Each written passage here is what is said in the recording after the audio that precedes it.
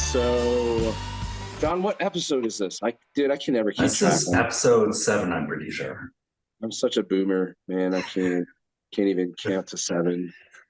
Uh, but anyway, joining us today is two-time under 105 America's Strongest Man, Clash on the Coast 21 champion, 21 OSG world champion, holder of multiple world records, and probably the most well-paid under 105 athlete on the planet. Drum roll. Knocking stuff over. The one and only Nicolas Cambi.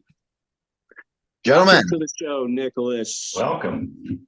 Thank you for having me, guys. Of course, I've been listening to the last few episodes, of course, enjoy, but I appreciate kind of coming on and be able to tell my world's strongest opinions. Yes, that's why we want you here, man. You're the man that has, I mean, I don't know anybody with more world records than you. But before we get there, we were talking a little bit. You wanted to be kept on your toes. Sure. So I came up with some trivia questions, strongman trivia questions. Oh boy. All right. Let's see if Cambi knows his shit. So I'm going to start kind of easy to harder, hopefully. And John doesn't, I told him some of the questions, but not all of them. So if you can't get them, we'll pass it over to John and see if he can get it. No cheating. Yeah, John looks like he has a nice little grin right now, so he knows that could be good questions. I know they are. No cheating, no Googling. I'm not going to really time it. We'll just kind of play it by ear. But so easiest to hardest. First question is, and everybody should know this question. Who said, "There's no reason to be alive if you cannot do the deadlift"? So that is our friend John Paul Sigmason. Yeah, easy peasy. All right, next question. Who has won the most Arnold Strongman titles and how many times? The Drunas 8 times. Yeah, buddy. Which strongman competitor? These are pretty easy. Which strongman competitor is the only man to hold 5 World's Strongest Man titles? Mariusz Pudzianowski. Yeah. Who won the first World's Strongest Man competition in 1977? Ooh. I forget his name because I don't think he won many other ones. I want to say Jeff Capes, but it's not Jeff Capes. Because getting a little harder already. I'll pass this one to John. It was Bruce something. Starts with a B. Bruce Wilhelm? Yeah, that's who it is. It. Ding, ding, ding. It was Bruce. All right, interesting. Bruce Wilhelm. He actually won both the first years, 77 and 78. Oh, interesting. For some reason I thought he only won the first year, but I guess I did know that. But yeah, I needed John's help. I think Jeff Capes won maybe in 80 and then 84 or 5. I actually don't know the answer to that. But anyway, let's move on. In 1995, whose arm did Magnus Samuelsson break during an arm wrestling match? First name and nickname. A real name and nickname. I remember watching it. So you said Magnus Samuelsson broke his arm? This guy's arm? He was famously. He was a giant. He's a very big guy. I'm blanking. I'm envisioning the event, but I'm blanking right now. How about you, John? I am blanking as well. I know I just started to look up some of these earlier today.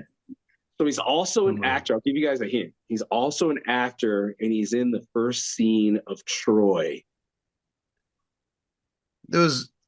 I know Anola ended up doing some acting, but it's not him. Was it if it's Magnus Samuelsson, that's Sven Carl. It wasn't Sven Carlson. Dun, dun, dun. Yeah, I'm not. Yeah, you gotta give it to us, Darin. It is. His name is Nathan Jones, aka Mega Man. Oh, interesting. Yeah, I don't think I would have got that one. Nathan Jones. Yeah, so he was a big guy that Achilles fights in the first scene of Troy. Oh, all right. Interesting. Nathan Jones. He's actually in a few different. He's got like little roles in a few different things. Okay, who originally built the sheep pen where the Husafell stone is resides in Iceland? Who originally? I'm not gonna know this one. I would guess MVM Magnus for Magnuson, but I don't think it's him. No, it was built. I mean, it was a couple hundred years ago, so it wouldn't be Magnus Ver. They just used it right in his contest, right? They used went the on it. actual Husafell, and purists don't, especially Icelandic people, from what I understand, do not like that we call anything the Husafell stone that's not the Husafell. Oh, interesting. Tidbit that I picked up along the way. So if you don't got it, John, you got it? Yeah, Reverend Snorri Bjornsson That's it. or Bjornsson. Yeah, Oh, That's wow. it. That's the man. John knows. How much does it weigh? 420, A little less 412. than that. 407. It is 410 pounds, 186 kilograms, 410 pounds. Close. Very close. These are tough questions. Who famously, this you have to watch like a lot of strongman to know this question, and this comes up every now and then. I see it online. It came up at 20. Was it two? I think it was this year at Clash on the Coast. Who famously severed his finger on the ISSA stone ring at the 2005 ISSA Strongman World Championships? Oh. And it came up at this year's Clash. Yeah, we were sitting around the fire, and it came up. Question came up. Who was that guy? I don't know if you were sitting with us. Trying to think of the IFSA guys back then. So he said 2005. Yeah, he's maybe not as well known as some of the other people on the circuit at the time. He's Canadian. Was Hugo Girard the Canadian before? I don't No, think Hugo Girard was. No, it wasn't.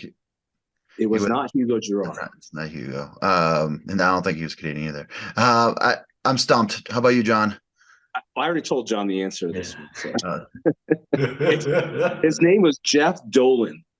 Ooh, interesting. I would have got that. Dolan.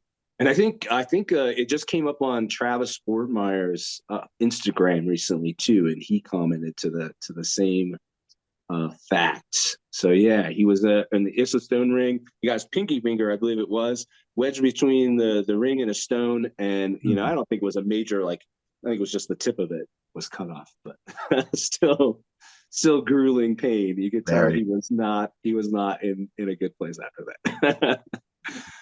So Jeff Dolan, and I might ask a couple of questions now.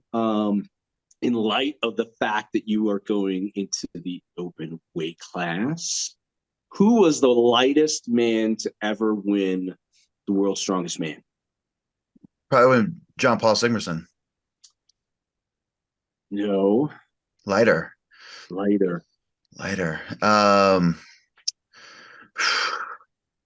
Wasn't Gary Taylor. Nope. Miko Anala? Well, I don't think Miko. No, not Miko. Sorry, it's. But you're in the right country. It's not Miko, but it starts with a J, and it's also Anala, right? The last name. Close, but it is not Anala. You're very, very close. He had like nice. He was like he had like brownish hair. I mean, I say famous because all the meatheads know about it. Of him just bleeding profusely in training doing a deadlift. Well, there's many guys like that. I think this one's like exceptionally bloody. I'm on the tip of my tongue. Help me out, Darin. Ben, John. I just called you Ben for some reason. I am stumped on this one. Now because you mentioned it to me when I was talking about this a while It's back. Yuko Ahola. Yuko, yes, Yuko Ahola, who won both in '98 and '99, and he I was say Yuko, Hola, Miko, and yes, that was yeah, yeah. You were the right country, and you had the hold on, you were close. But yeah, Yuko. I believe he was only 275 pounds, 125 kilograms at the time of winning. One or both. So he's very light. He was one of the light. He was the lightest man, as from my research, to have ever won. I'm pretty sure Uh, he went into acting after a strongman, so he's another individual that took that route. Yep, exactly. A lot of them do, I think. There's quite a few names. And I've actually got an actor name. The next question.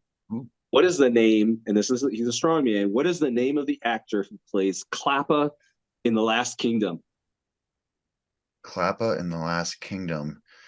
Is the Last Kingdom a recent film, right? It's a series on Netflix, and I think there's 4 or 5 seasons. So you have to be a fan of that genre. What was it? Is it Magnus Samuelson? It Because is Megan Samuelson. all right, Yes, because I know he does a lot of those. I think he was also in Vikings too. I He does think a he lot is of as those well. shows. Yeah, Klappa was a great character. I love that series. One more on weight classes, and I don't have the answers because this one's coming off the top of my head. I was thinking about it earlier and I forgot to write it down, but I think that we can do this pretty well. Name 3 World Strongest Man finalists under. I'm going to go under 290 pounds rather than 300 because I think I can think of some that are 295, but under 290. Three Right. any year's World Strongest Man finalists.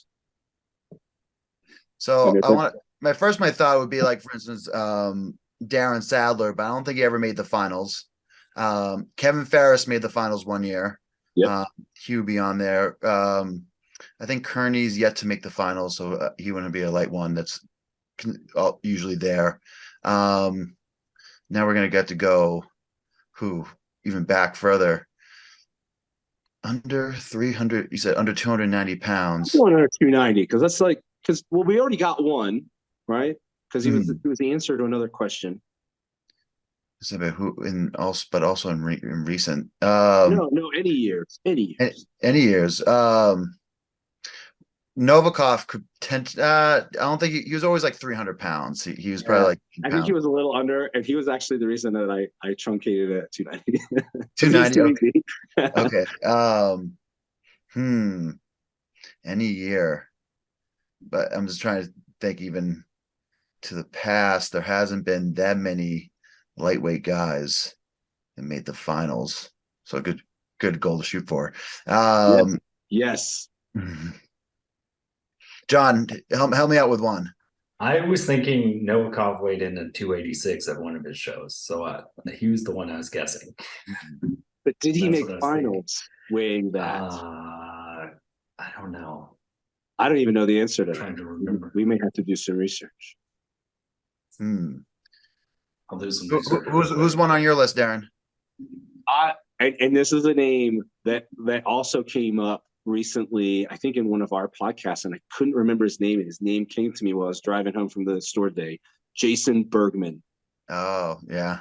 Jason Bergman, who is, I think he's from Wisconsin. I think he was 265 pounds. And I can't remember the exact year. It would have been like, I don't know, between 13 and 15, maybe 2000. So Jason Bergman, Yoko Hola, obviously, because he was the last one to win. Dirks. No, Dirks never made the finals. Never mind. Dirks never made the finals, but you had Kevin Ferris. That's 3. I honestly don't know any more than those 3. So I didn't prepare that question. That was kind of a off the cuff. All right. Last question. This is totally hypothetical. Okay. Totally hypothetical. Your opinion. In a matchup between Bill Kazmaier, Pujanowski, Big Z, and Thor, all in their prime, who wins? Ooh. So you said Bill Kazmaier, Pujanowski, Big Z, and Thor.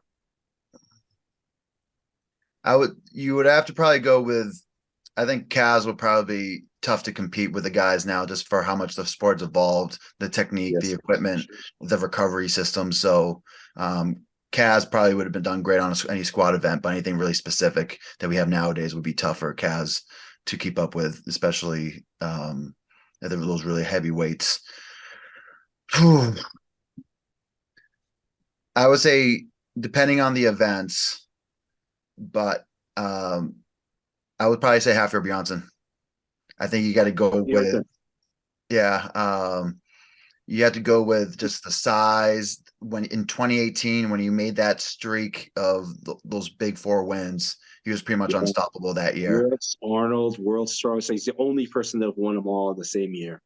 So I would probably say Hafthor Bjornsson. But again, it really comes down to the event selection, and any of those three guys, Pujanowski, Big Z could win. But Big Z has won just because his consistency and everything like that. But Sure. sometimes if there was a contest that just lined up with Hafthor Bjornsson skill set, he would probably be Z. And he's young still. I actually tend to agree with that. Because he's, you really look at his record, he's like the third most decorated strongman behind Pujanowski and Big Z. I mean, the guy's got a terrific record. I mean, like you said, the 3 or 4 big wins in the same year. He's young. He's got a lot of life left in him if he gets back in the sport. So it looks like he is. I mean, he could definitely. He could overthrow the GOAT, man. We'll see what happens. That was a tough one. I love Zadrunas because I don't want to root against my man, but in that situation, 2018 Hafthor Bjornsson was a very special athlete. Yeah. And what do you think, John? Yeah, I would have to go for that. Yeah, 2018 Hafthor was just like he was just amazing in general. Yes. I still wish he had hit 505 kilos instead of 501. That's like the one thing that I might hold against him is he should have broken that by more than just 1 kilo. He had plenty more in the tank, but he was pretty much that year. But if you were thinking like multiple years, it's like people had to compete 2 years in a row, then it would be Big C probably. Nice. But that 1 year, I think it's just like everything lined up really well. So, because that was like top contenders too that year. Whereas I feel like some of the recent years, it felt like a lot of the people you'd expect to be at the top just weren't there. Sure. So that's like the last time you had like Brian Shaw real big. Yeah. Well, we all agree, Thor. And I think Nicholas, you got to work on your strongman trivia. I would say anything after 2012 when I entered the sport, I think I would be pretty high def on or pretty up there. But the old contests sometimes can kind of slip. I do watch them from time to time, even when I'm bored and even when I'm looking for some motivation. But I would say probably the more recent, more contemporary contest I would be more up with. Same way. I'm the same way. I probably would not. I would have probably done very terrible if somebody asked me those questions on this mod. I think I have the advantage. I looked up all the answers. So that was fun, man. We need to do more trivia, I think, John, in the future. Yeah. Get everybody up to speed on, the history of the sport. So I was actually expecting weight class questions. I would say if you were going to throw any zingers in that direction.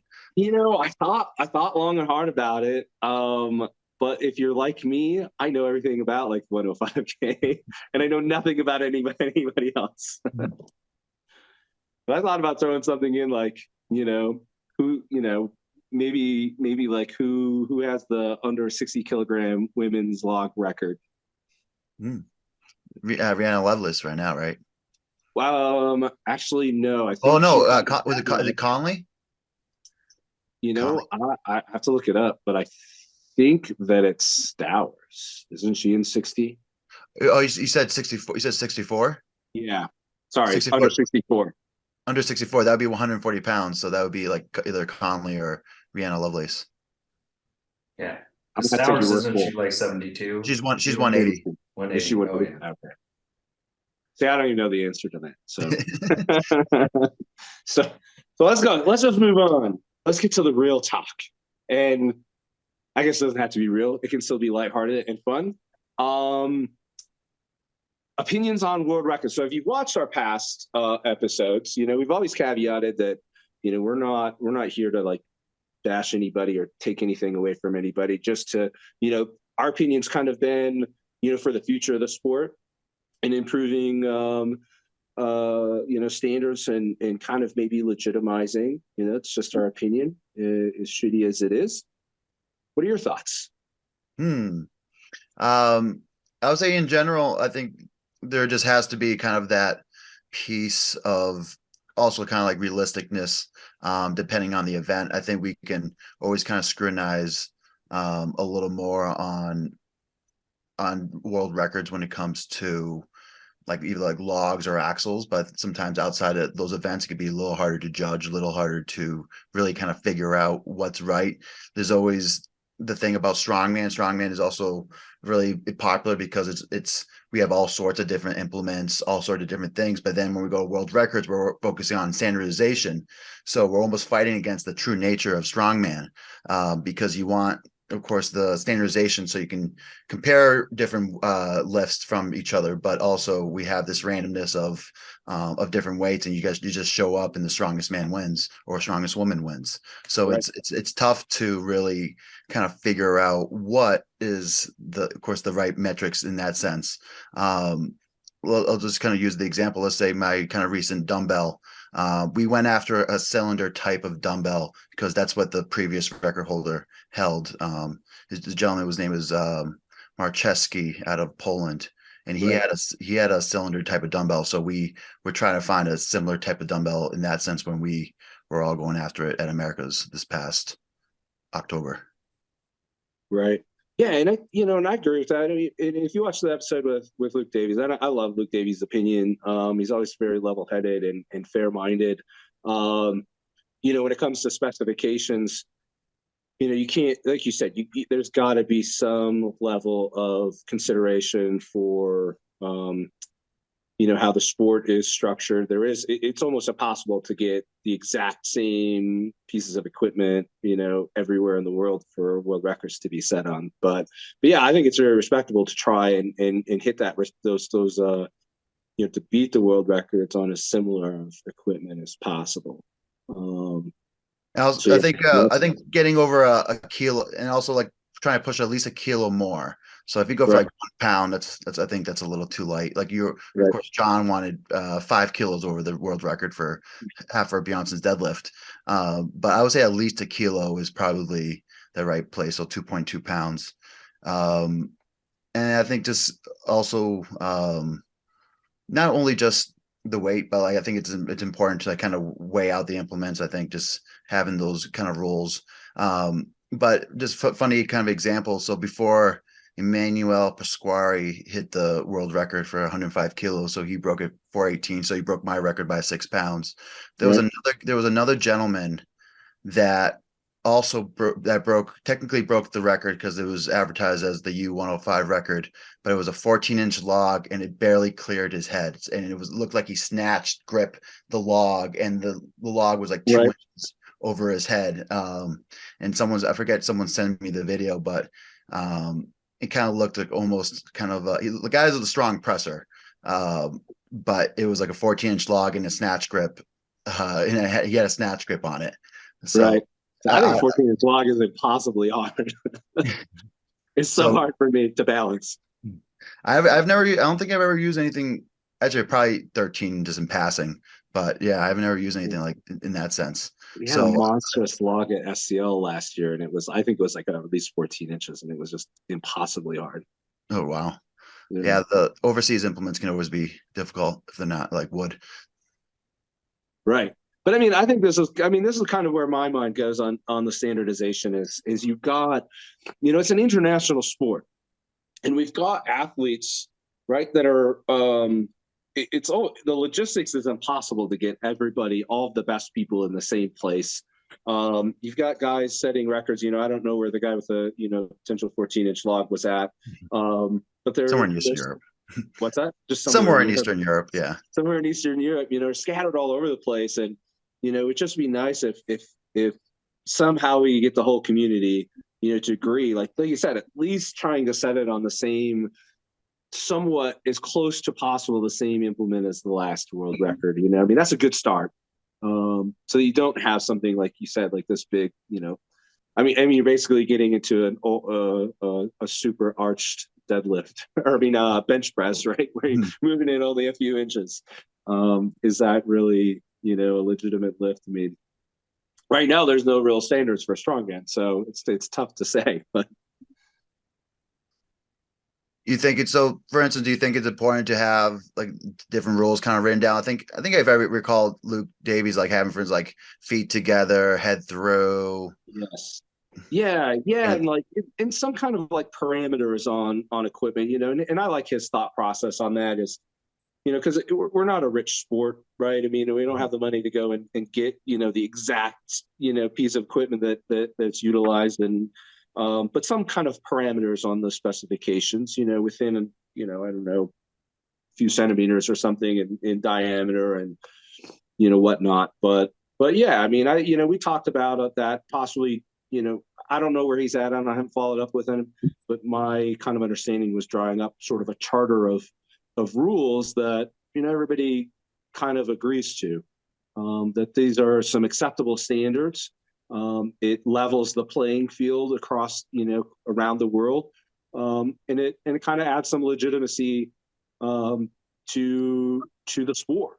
Not saying that strongman is illegitimate by any means, but I think it improves the way that it's perceived around the world. It's just my opinion, right? I don't know that for fact, um, but yeah, I think a charter of rules would be, or standards would go a long way. It doesn't have to be, again, you know, absolute specification, but you know, as far as lockout's concerned, weighing the equipment, again, non-standardized equipment, we don't know if what an implement weighs. We don't know, um, you know, what the plates weigh if they're not calibrated. And we've all seen that, right, in regular competition where it doesn't matter as much, but um, implements never weigh exactly what they say. And I think it's fair to everybody else in the rest of the world who's maybe potentially losing their world record, that it's verified that in fact it has been taken, right? So I mean, that's just those have been my thoughts for a while. Those are things we've talked about a lot,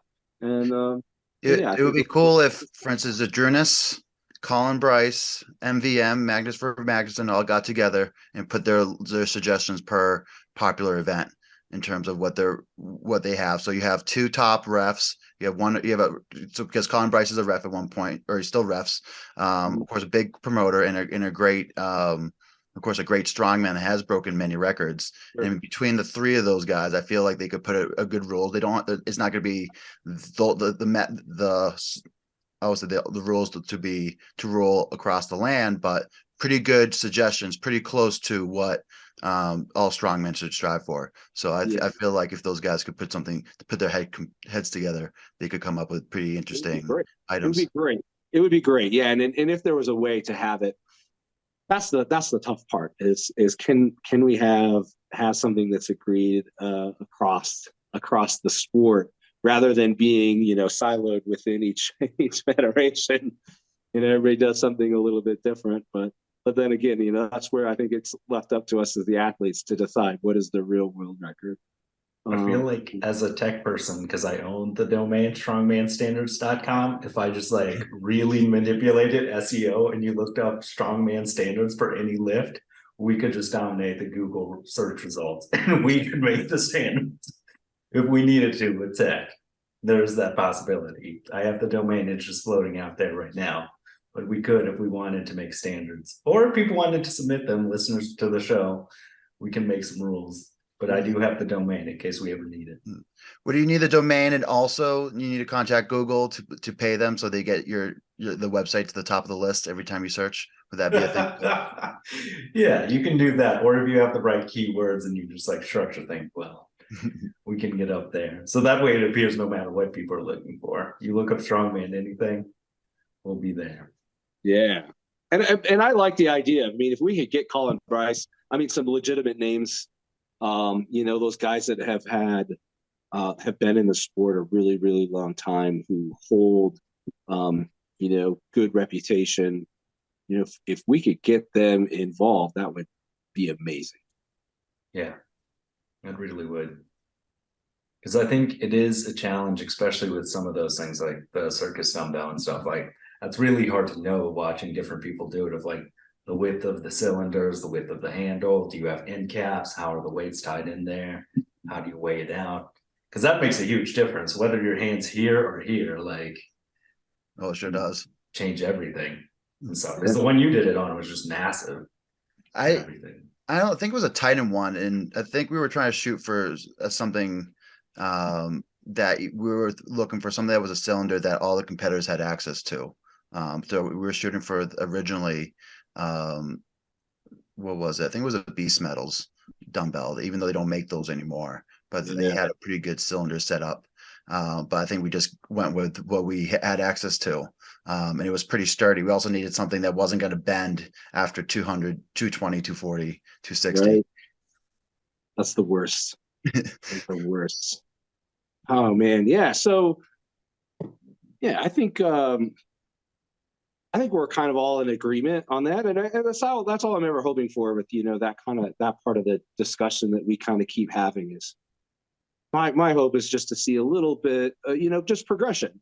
Right? That's all it is let's get a little bit better. Let's raise the bar a little bit. I don't hope to ever see strongman, like IPF by any means, which is super, super strict. I just had a friend that was in Denmark this weekend and had 2 of his squats taken away immediately by their jury system. And he got 2 white lights. Like like the 3 judges said it was okay, and then it was taken away. You have the judges, but then you have the side panel too, right? And that's the juries. The jury, yep. And the juries can use video. The judges. Yeah, the juries can look at all video angles. So the 2 judges said it was fine out of 3, and then the jury, they can look at the angles enough, and they do what the internet does of like, you look at something for more than 5 minutes, start to see issues, and you're like, no. They're not supposed to, the way I understand it is that they're not supposed to, if it's very borderline, they're not supposed to penalize the athlete and let it slide. But I don't know, in IPF what qualifies as borderline, because they expect you to squat very deep, right? I mean, it's hip joint below the knees. So yeah, it's unfortunate, but yeah, I don't ever hope to see strongman, that standardized by any means. And standardization is kind of it's kind of a rigid word to begin with. I don't know what else to call it other than standards, but I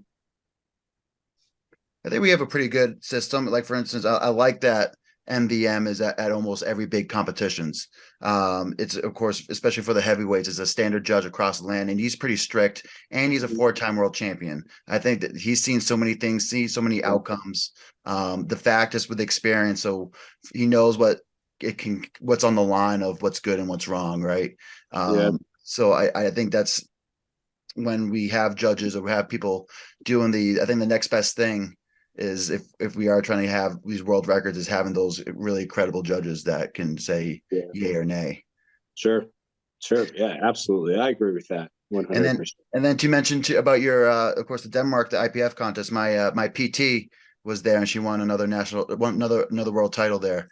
Nice. Yeah. And that's sweet. And I'll probably we always talk about, it's just always pretty interesting hearing kind of like she does equip. Yeah, it was all equipped powerlifting, but she won her 3rd world title, I believe. That's amazing. Well, congratulate her from John and I at World Strong Performance, man. That's amazing. That is fantastic. I think that's a great example, though, of like the way the IPF does their equipped, of like doing the single ply or whatever, rather than like you have this like huge range of like equipped lifting once you get to like unlimited ply and everything. I think there are like those nice things, but like we were telling our friend, it's like you want somewhere in the middle.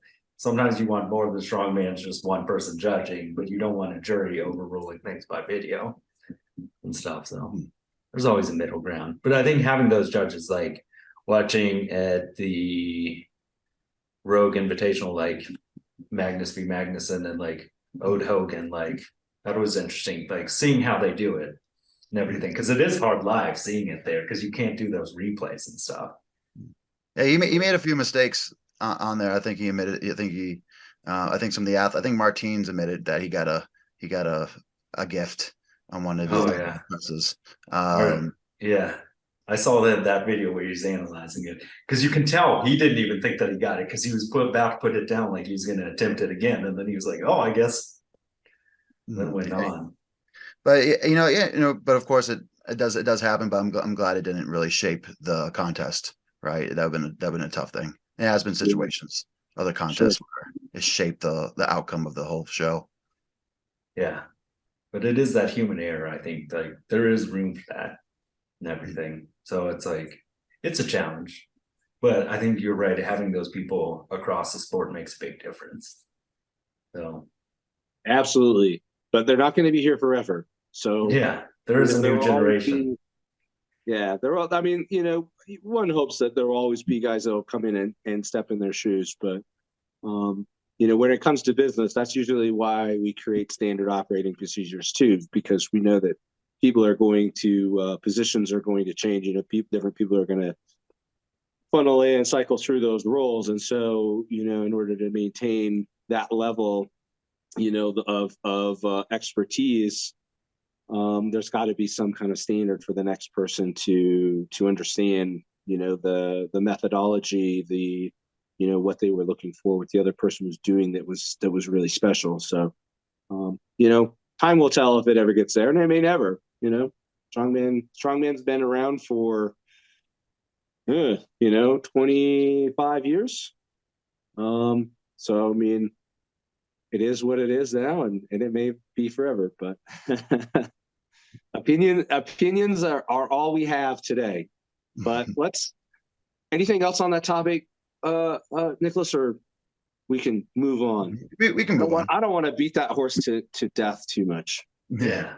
So I was thinking, yeah, talking about moving up and everything. I was wondering what's your timeline looking like for moving up to the open class?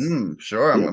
I'm very started. So of course, the moment I announced kind of pulling out of OSG or just was planning on it, I started kind of eating my feelings. So went to Costco and I realized that now half the store is opened up to me now. So I never buy like a lot of like bacon, but of course I was pretty much shopping everywhere. But initially I was thinking, since one of the benefits is having a 105 kilo pro card is not only going to America's Strongest Man every year, but it's going to the Arnold Amateur Classic. So the Arnold Amateur championships with as a heavyweight. So that's one of our benefits, is that we don't have to go through the qualifying process. We don't have to do a local meet to go to nationals, qualify nationals, go to the Arnold. We can kind of skip the process and go right to the amateur. And then the winner of that amateur show gets an invite to the main stage the year after. So I think that when we talk about all the biggest stages across the land, so of course you have the Arnold, you have Worlds, Rogue Invitational now, Giants Live. Did I miss any? But I would say Shaw Classic. Let's just say those are some of the big shows. At least getting into one of those big shows is a pretty good way to get into the network of all the big shows. So I think that just since the March it's coming up, that's going to be my first. As long as I'm healthy, that's going to be my first contest back. And I'll probably do something pretty conservative. Probably start training in January. That'll give me about like two decent training cycles leading up, two decent training blocks leading up to that contest. And by the end of next year, I was originally thinking that I wanted it to be in the weight of somewhere around 275, maybe 280. I'm not sure if that's going to be a fluffy 275 or a lean 275, but I thought being somewhere around that range would be a pretty good goal. And for the most part, I'm not going to try to shoot for the I think the Arnold's going to be the main qualifier I do. But I'm not going to try to shoot for for instance, the Shaw Classic, necessarily like OSG Open right away. I might try to do some of these one-off shoots.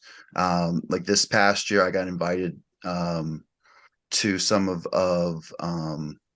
JF Caron's contest in Canada. So he hosts a lot of competition in Quebec, and Quebec has actually a really great showing when it comes to fans and supporters. So I was talking to one of their competitors earlier, probably a few weeks ago, and he mentioned that some of those shows will draw in anywhere between 5,000 and 8,000 people.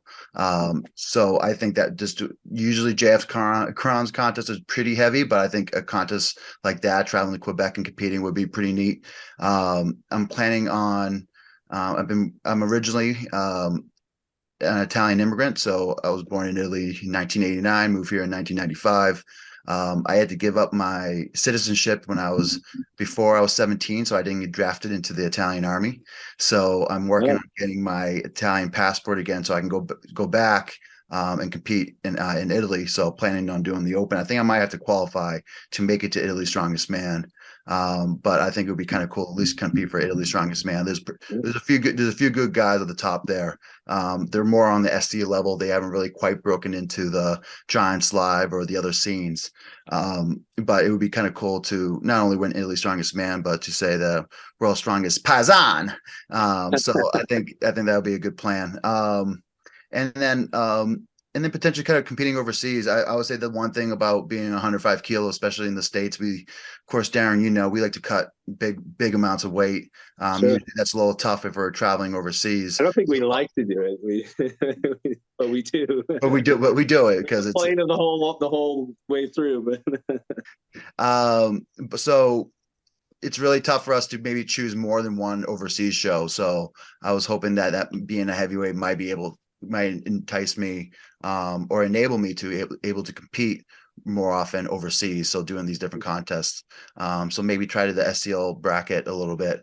But definitely, I'm not really sure how the year is going to play out, but at least the first stop is going to be the Arnold Amateur and then take it from there. Very cool, man. So how much weight do you have to gain? I was 260 to get to your goal of 275 or 280. So I was 260 this morning. So Nice.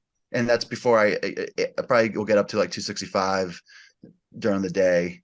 So my guess, I don't think it will be too hard. I think I could be 270 by the Arnold. It might not be it might not be a jack 270, but it would be like kind of a fluffy, maybe chunky, maybe meaty 270. Yeah. And I think that would be probably a good start. And then try to focus on putting on mass and keeping a little cardio together. It'd be great to be 280 and look like I was as lean as 231. I don't think it'd be quite that, but if I could stay 10 or 12% body fat at 280, I think that would be a good goal. That would be huge. That would be great, man. Maybe look like a Tyler Cotton. Maybe Tyler, dude, he's such a massive. We were actually going to ask that question too. Name a bunch of brothers, and the first ones always come to mind are the Cotton brothers for me.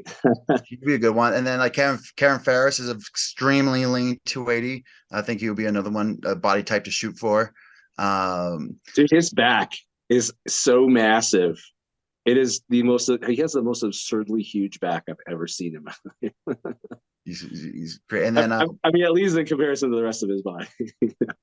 I got the pleasure of so he came on and chatted with me for an episode on my podcast, and he mentioned, of course, his weight gains and his trials and tribulations. Sure. He's like a thing of chunky monkey every night, but I always asked like, what's his grip training like? But it's very similar to my story. Of course, he was a wrestler, so he worked a lot of grip training in that sense. So even gaining a little weight, I feel like that might hopefully carry over, just gaining a little weight. But it'd be interesting in terms of once I start gaining weight, once I start competing in these heavyweight contests, I already know what my strengths or weaknesses are at 105 kilos, but how will that change going into the heavyweight scene? So whether we'll have to focus on certain areas, maybe I just become a press specialist and just focus on that so I can get invited to shows. Who knows? Yeah, leverage has changed. I mean, I don't know how. Well, I guess you'll find out how it works for you. I know whenever I gain weight, my press goes up and my deadlift goes down. It's kind of weird, but I'm a much stronger deadlifter at lower body weight, but better presser at higher body. Yeah, it'll be interesting in terms of the cardiovascular piece, right? Because sure, I don't know if I'm gonna be huffing and puffing. I don't know if I'm gonna be looking like what's a good example? Maybe like why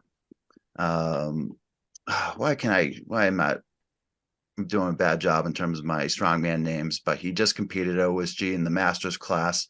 The Bulgarian, the circus lifter, His name is, Oh, Dimitar Sabatino. yes, maybe be like a Yeah, Demeter. Just press and then just kind of chug along on the yeah, rest of the events. yeah, man. You got to get the. I've almost got the Dimitar The brain. sit on the back of my head, man. Got to get the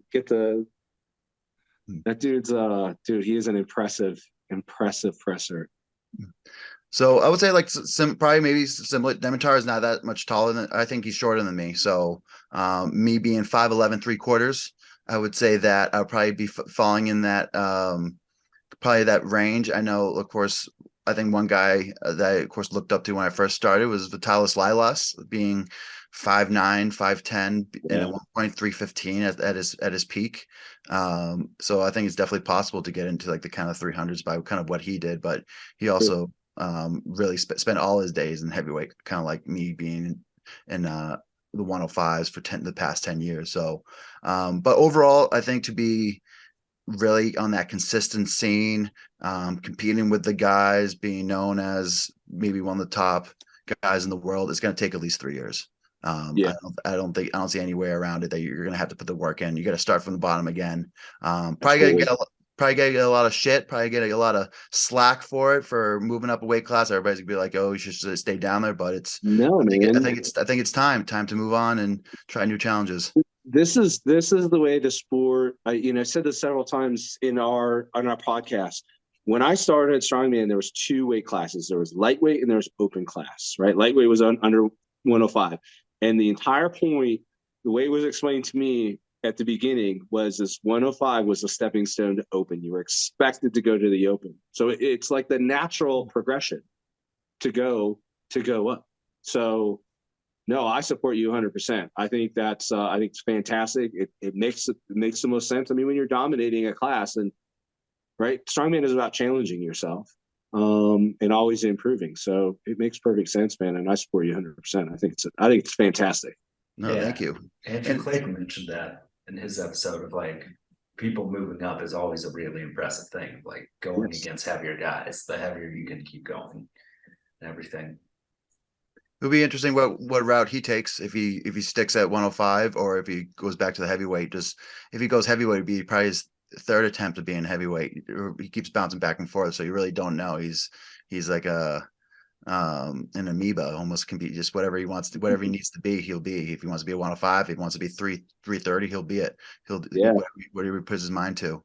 But I think in the end, yeah, it's definitely good. There's going to be some challenges that I don't expect, and that I think there's going to come down to, like, for instance, for gaining all this weight, maybe I'll have to start monitoring my blood pressure more and all.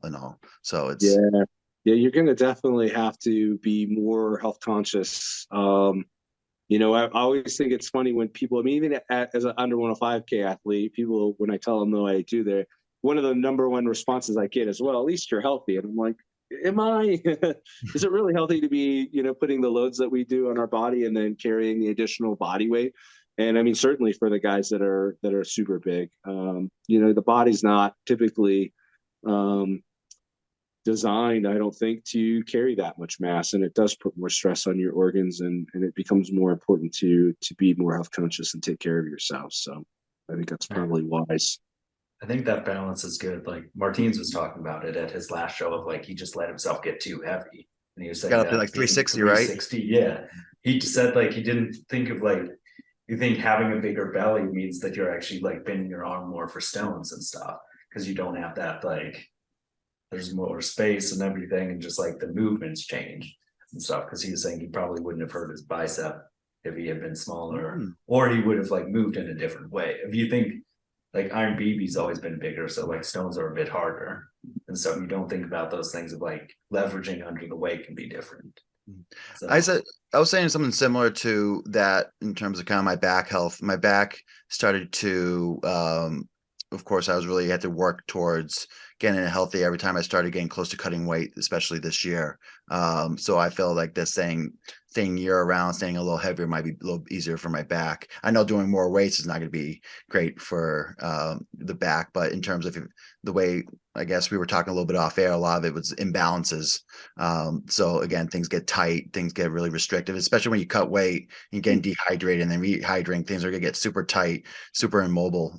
So I feel like staying away from those weight cuts might help me, might Sure. keep my back healthy long enough compared to cutting 20 pounds or so, over 10% of the body weight, which is Yeah. interesting. But it's another piece. Of course, I want to mention. I think that resonated with me was I was talking to Tyler Young, and he was saying like, "This is a strong man, not cut weight man." And I was like, "Oh." I do kind of take a lot of pride in like how good I am at cutting weight, but it's not the name of the game. It's who can be the strongest out there on that game day. So I think I realized that when I'm cutting all year around, I was mentioning to some other friends that usually Abby likes to cook a lot of like fun meals like casseroles, pastas, and of course you name it. Of course she likes to feed me, but we weren't really doing that in the last year and a half or so, just because I was always monitoring my weight. I was doing all of my own meal prep, and just because I was pretty strict, I was sticking towards like the vertical diet by staying effort in. So I was doing most of my prep, but I took a lot of fun out of the food, especially me being an Italian boy. I Yeah. do enjoy all the, of course, the finer foods in life. So I think it took a little joy out of it, at least the last year or so. Getting to a point where I can take off the restrictors and really see how far how heavy and how strong I can get is kind of a new, exciting challenge. Yeah, man. How old are you, Nick? I'm 33. You're So 33. You're young enough. You got lots of time to build the best you. And man, dude, I'm excited to see your transition. I really am. I mean, it's always been a pleasure seeing you compete in under 105K and competing alongside of you, of course. You're probably one of the most humble and genuine competitors I've ever competed with. Seriously. And yeah, man, I wish you the absolute best in this move to open class. hey, if it's a good time, you're gonna join me up with the heavy boys.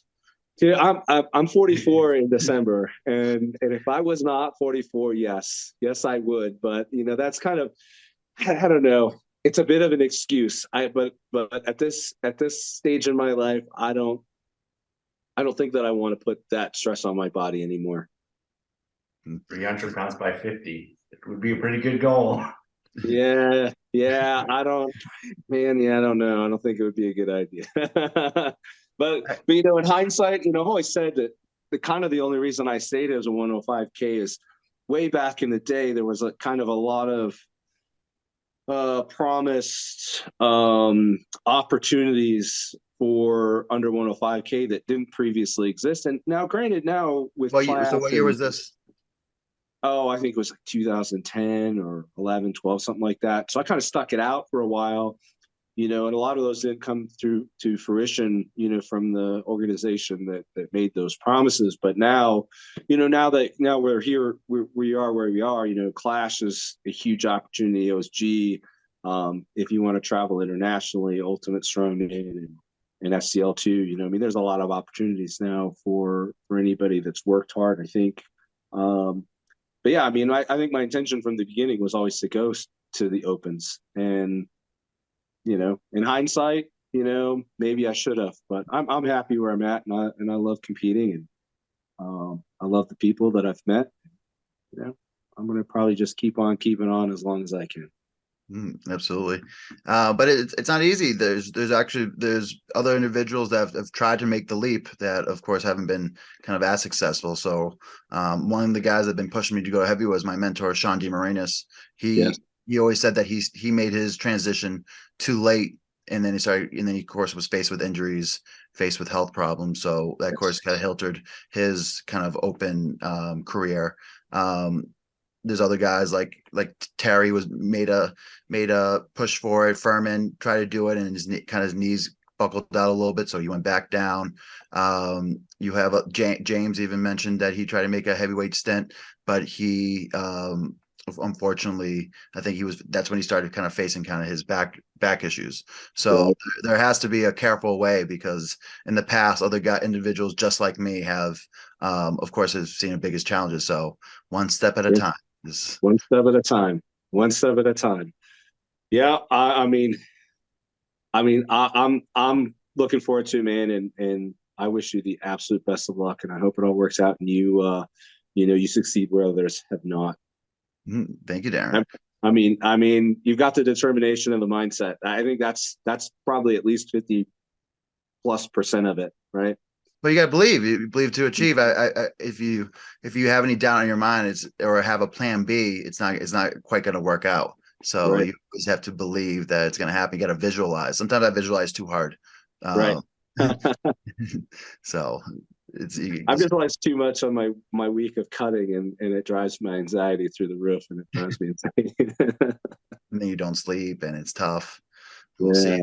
How about you? How about you, John? Are you going to make the move into open class? Because I've only ever done like small shows and everything. So Darren actually was telling me that I should stay out of the lightweight men's thing, because that's usually like I'd have to cut down to 175 for strongman corp for that under 80 kg.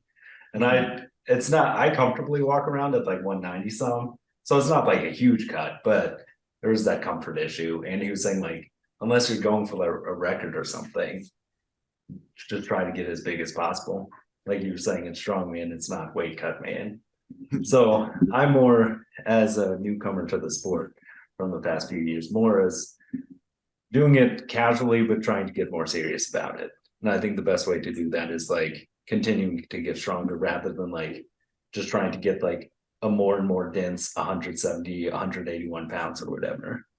So that's my goal mainly, is just like keep up there, keep adding size as much as I comfortably can, trying to get better at pressing. My coach told me I should ask you about pressing advice.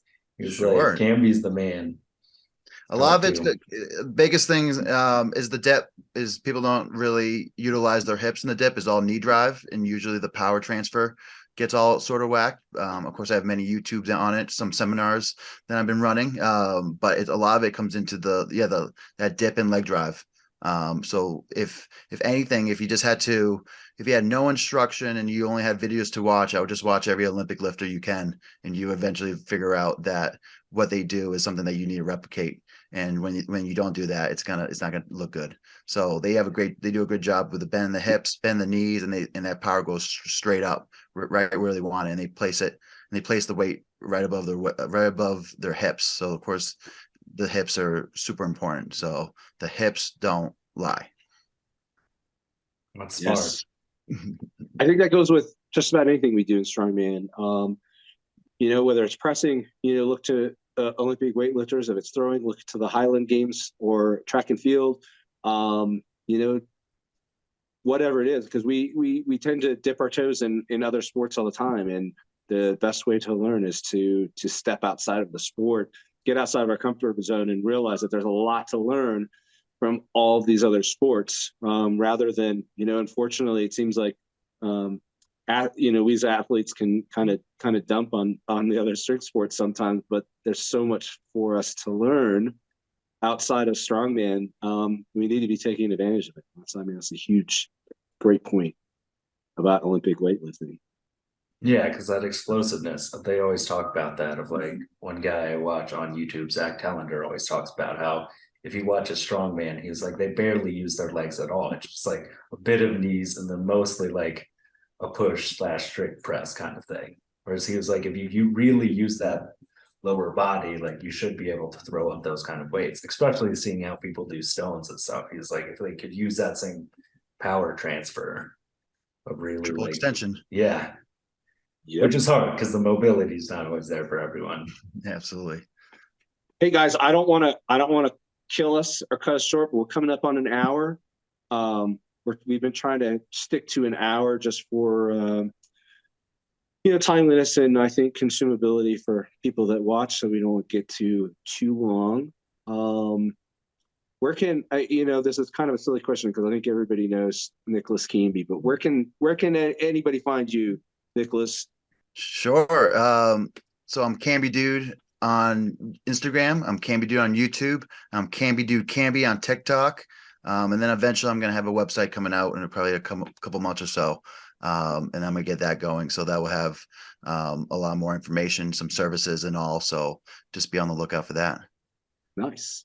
Yeah, I've enjoyed your YouTube channel. I was looking Oh, thank you. through it. That's been It's good. tough. It's tough to come up with material and put up a YouTube channel every week or so.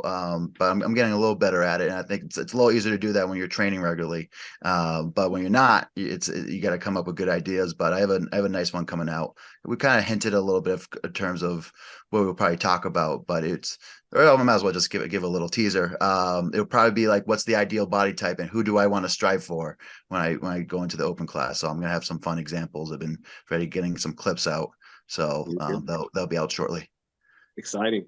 Yeah, and I think like you were saying, you can comfortably walk around at 260 right now. I think your move to open would go pretty well and stuff, because there has been that move of like Alexi dominating things at 290 and everything. I think now's a good time to do that.